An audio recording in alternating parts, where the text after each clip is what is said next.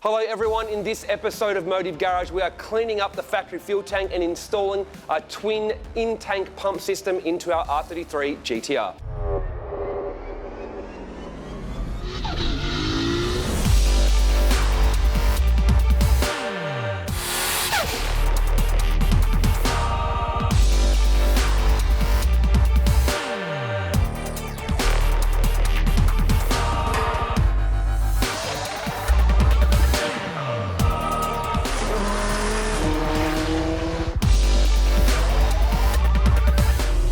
So it goes without saying that choosing the right fuel system for your car is pretty important. The most important thing you need to look at firstly is how much power you want to make, and then you need to make sure that your entire fuel system can support that power, generally with a little bit of room for reserve as well. I like to go with probably more like 20% worth of reserve room just to make things nice and safe.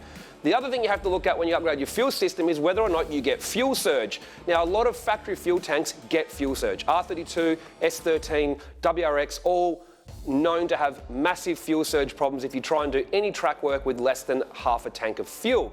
So me personally, I've always liked having an external surge tank for a couple of reasons. One is, well, you don't get fuel surge. It's gone, it's never going to be a problem, don't have to think about it. And secondly, when you have an external surge tank, even if you use a standard fuel pump inside the standard tank, even a standard pump's usually enough to fill up a surge tank, and then you can attach your nice big pumps that you want to use onto your surge tank. They're easy to remove, they're easy to clean, they're easy to service, and life is good, race car style, when you have a surge tank. However, a lot of people in road cars don't want to have external surge tanks. They smell. If you've got them inside the cabin, if you put them underneath the car, they can get hit by debris.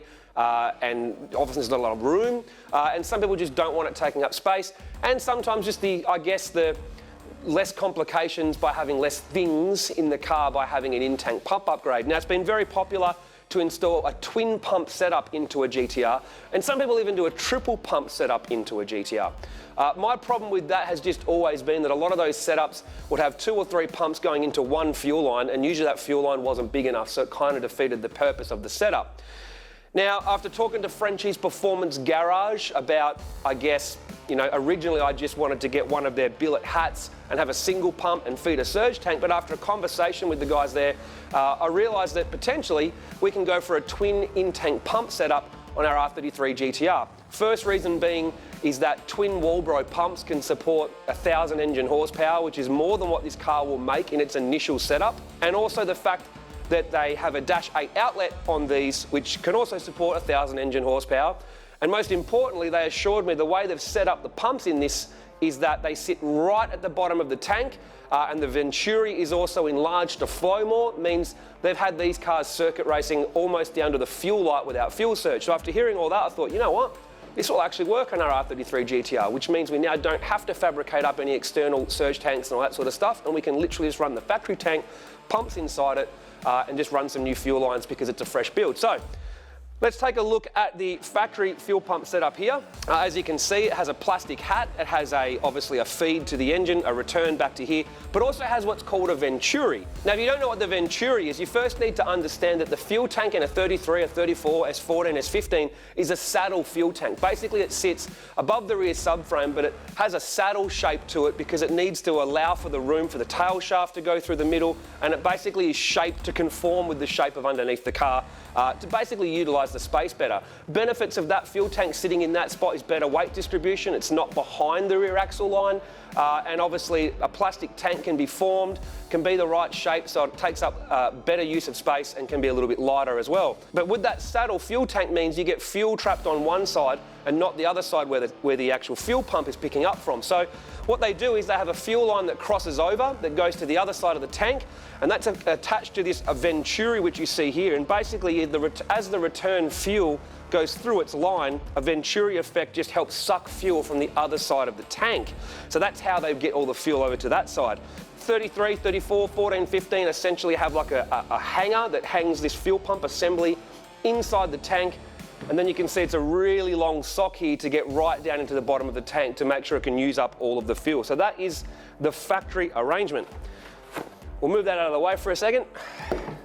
Let's see how the Frenchy stuff goes. So Frenchy's kit's pretty comprehensive.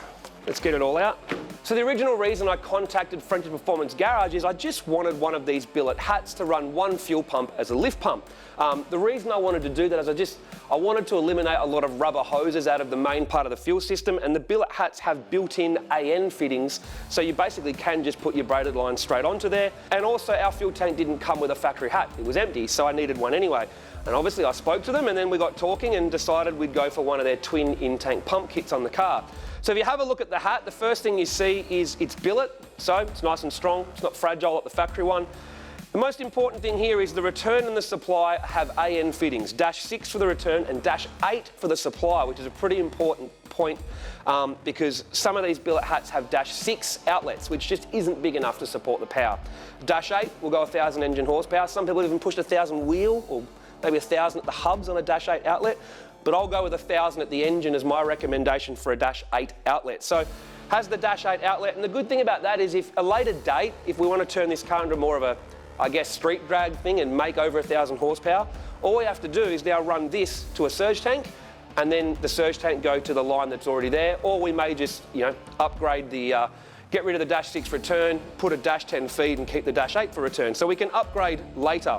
You also notice they have a Venturi here already built in, but if you flip to the other side, you'll notice the Venturi is actually bigger. Now the reason they've made the Venturi bigger and flow more is obviously the return line needs to flow really well to get the fuel back and keep things circulating properly and not get a build-up of pressure, but it also means the Venturi is bringing fuel from the other side over quicker to make sure the area where the fuel pumps pick up from always has fuel in it.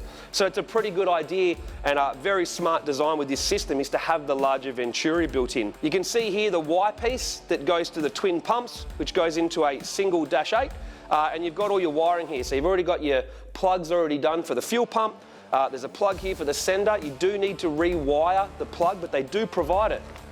Rewire that to your fuel level sender, and then on the other side, you've got Deutsch connectors here making for a high quality install. So what else comes in the kit? You get your other side of your plugs for your wiring, which is great. So when you wire the pumps in and wire in the fuel level sender, you've got it all there. They've got all the clamps that you need to attach it all. So the kit has 2 TI automotive fuel pumps, basically a Walbro style pump. This design is essentially capable of over 500 horsepower each at the engine. On E85 with 2 of them, 1,000 engine horsepower is not a problem as part of this kit. So the good thing is they're quiet, they're really easy to replace if you do have any types of problems with them. So very sort of generic fitment, which is pretty easy. You could use other brands in here if you wanted to. These are made in the USA, so I'm not worried about the quality. What else have we got? We've got 2 fuel lines already pre-cut, already have the AN fittings on the end ready to go inside. It comes with a different hanger. Now if you compare that to factory, you can see where that hanger sits. It actually holds the 2 pumps lower down to the bottom so that the filters on the bottom are essentially touching the bottom of the fuel tank. So that's a very important part of the kit. There's your fuel filters. You've got to have a sticker, right? So all up, you can see the Frenchy's Performance Garage twin fuel pump kit is a very comprehensive kit. Download the instructions off the website and it should be pretty straightforward to install.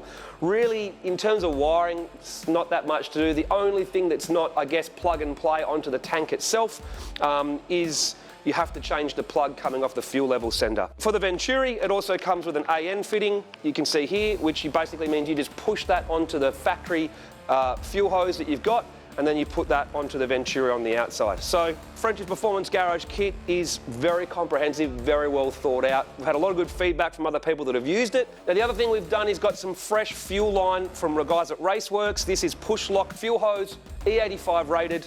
So we're going to use that to replace the factory hoses on the outside of the fuel tank as part of the Venturi system. Why? Well, preventative maintenance. We want every line to be essentially fresh on this thing so that we don't have any issues. So our next step is we need to clean up and clean out the factory fuel tank that we've got, and then we'll get the installation done.